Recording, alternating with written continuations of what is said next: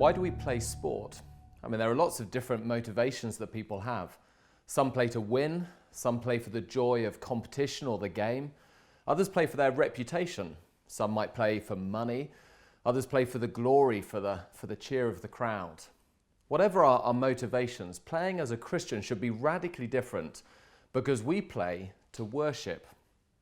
Paul writes in Romans chapter 12, "Therefore I urge you, brothers and sisters, in view of God's mercy, to offer your bodies as a living sacrifice, holy and pleasing to God. This is your true and proper worship."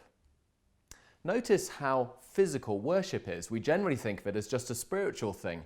A colleague of mine at Christians in Sport says that he generally finds wherever he goes, his body tends to follow. And it's difficult to think of something more physical than sport.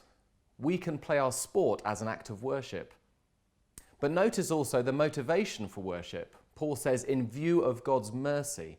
He's writing in chapter 12 of Romans, which means he's had 11 chapters when he's been unpacking how incredibly merciful and loving God is.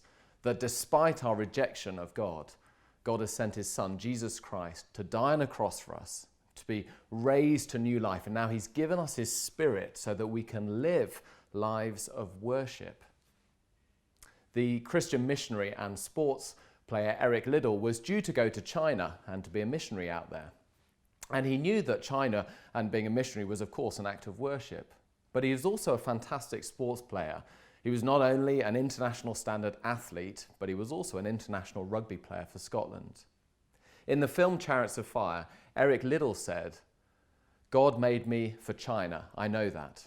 But he also made me fast, and when I run, I feel his pleasure." How incredible, what a privilege to be able to play our sport feeling God's pleasure because we do it as an act of worship in view of God's mercy.